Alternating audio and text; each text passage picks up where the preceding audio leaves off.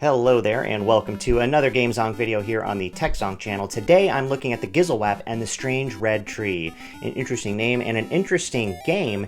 This one is a homebrew for the Atari 2600, and the reason that I wanted to play it today is because it makes use of the batari basic framework that I discussed in the past in previous videos for homebrews. This is one of those games that was developed by somebody who's using this new and interesting language that allows you to develop in a language outside of Atari assembly to produce a fully working, fully capable game on the Atari 2600. Again, it's called batari Basic. I will include links in the video description to that programming framework. And this one is actually developed by somebody who has no development background. And that's why I wanted to play it, because it's not only somebody who doesn't program, but the game is very creative. Let's go ahead and begin. This is me. I'm the little white guy here. And I've got the Zazzle fly kind of buzzing around my head there. That's what that is. Now, I just came away from the clearing. Now, when I pick up the cloud fruit that I just picked up, that spawns these enemies that come after me. And I gotta say, I am not good at beating these enemies. What I do here typically is I wait for them to get lower. And then when they're below me, I take my, I jump up and I throw my little Zazzle fly downward. So I jump up and then I go down while I push the button, and that throws my Zazzle fly down. And that's the best way for me to get these guys. There is a way to press the button and go up and have the Zazzle fly go up. I'm trying that right now. I got him. I actually got him. I can't believe it. That's definitely very rare for me. So the blood of the enemies also you have to avoid, because the blood will actually hurt you. Now this guy, he's this little ant-looking creature. Now this guy doesn't fly. It makes him a little bit easier, but he does jump up with you when you jump up. And I touched his blood. You'll notice his blood does hurt you, so you have to kind of avoid the blood. It's, acidic, or it's harmful to you. All right, so we'll get this guy. This guy's just a beast. I have a really hard time with this guy. His trajectory is a little unpredictable. The fact that I got him just there is unbelievable. I'm like, I couldn't be prouder of myself right now. Can't reach that one. So I'll just drop this off. Now you'll see that little creature floating above the red tree. You want 3 of those guys, and what attracts them is the cloud fruit. When I bring the cloud fruit back to the clearing where the red tree is, that attracts those creatures, and when you get 3 of them, they actually pull the red tree away, and that kind of gets you to the next step in the game. So now I've got 2, so I'll keep moving. There's some cloud fruit. That's an easy get.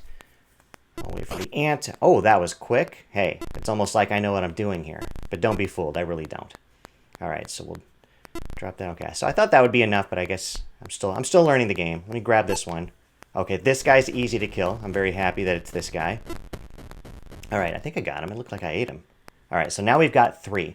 So what I'm going to do is grab some cloud fruit here, because the cloud fruit actually serves to kind of replenish your health as well. You'll notice that when my health bar goes down all the way and I'm holding cloud fruit, it'll actually show me consuming the cloud fruit and my health bar goes back up. So, what I'm trying to do is get as much cloud fruit as I can without dying so that I can fight the Invicta at the end of the level.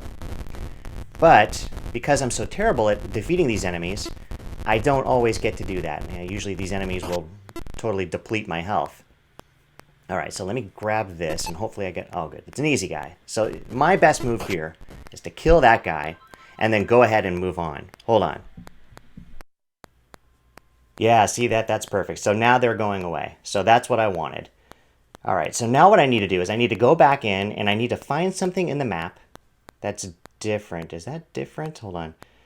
Let's see. Yeah, so I'm leaping around here because I'm looking for something that's a little in... Oh, there it is. See, that little stick wasn't there before. So I jump and I hit that, and then I can jump in here. That brings me to the last level. Now, this green guy is the Invicta. He's a bad guy. And there are 8 of these bad guys. You have to defeat all 8 to beat the game. Now, all I need to do is defeat this guy to move on to the next level. But because I am not good at attacking my enemies, I don't usually do it. You're probably going to see me die here. Now, I can hit him every once in a while. When he comes at me, and I put my Zazzle fly up as a shield, he'll run into that. You hear that beep? That's what just happened. But I got to get him more times than I'm getting him. And usually, as you can see, my health depletes and I'm in trouble. So it's, yeah, that's kind of what I'm used to seeing in this game, which can make it kind of frustrating, but in kind of a good way. I look at this as being sort of the Mega Man on the Atari 2600, right? A great game, great story, great enemies, but just hard. I feel like I have to die a lot. before I'm actually going to get to know how to play this game. So here, we know that I can get that guy pretty easily. I got to leap over the blood, grab that cloud fruit here. I know that when I do that, I'm going to experience some fighting, so I'll just go back here and drop it off. Now I got the one guy over the red tree. Let me grab this. I don't like these guys. These guys are almost as bad as the Invicticus, in my opinion. At least I can get these guys. The Invicticus always gets me at the end. So you'll notice that, I'm trying to throw my Gizzle fly up, but I just don't quite understand the trajectory, and there's got to be a way for you to sort of time, the enemy being in the right position for that to work. I get it every once in a while. I got it, my last round, but I just can't do it here. All right, so now he's out. Look at that. Another one. It's almost like they know. It's batari Basic, but somehow there's something in batari Basic that allows the developer to read my mind and know what I don't want to fight. I'm sure that he's probably amused by a remark like that. Anyway, so now we've got 2 of those creatures. We want 1 more, and it's all about getting the cloud fruit. This guy. Look at this. Anyway, the thing about the game is, look at the gradients that you see in this particular level here, in this room rather. Look at the tree. The shape of the tree is unusual. The gradients on the top of the tree with the banding of green. I mean, obviously that's what you can do in Atari, but I mean, there's such an attention to detail in this game. It's really surprising, considering that's coming from somebody who doesn't have a development background. This is obviously somebody who's very creative. The enemies are very unique and different. The look and feel of each of these rooms is very. I mean, look at this room. I mean, I'm getting totally annihilated here. But look at the tree and the way that the branches reach across the entire length of the screen. It's a really unique and it's kind of a pretty design. So despite not being a developer, the author of this game is very creative. And it's really just development that's holding him back.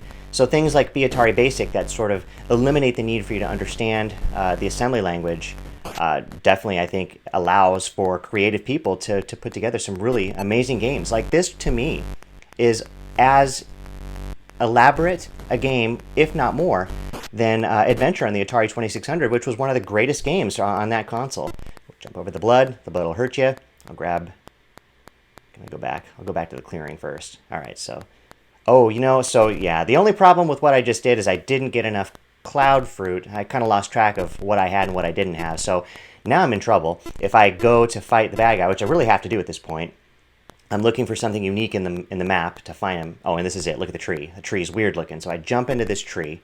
That opens up the thing on the right. I jump in and I fight. But I don't have enough cloud fruit, so all I've got now is my health bar. That means that the Invicticus is probably going to have a pretty easy time taking care of me, and that's certainly the way it's looking. But look at the tree. Look at the red tree in the background here. And then look at the death screen. I mean, I don't want to celebrate death, but how do you not with the way that he's got this death screen? It's really a very creative game. Really one of the best games I've ever played on the Atari 2600. And it was developed by somebody who is not a developer using the batari Basic programming framework. So check this one out. Look for the link in the video description. Thank you very much for watching this video. And I will see all of you in the next one.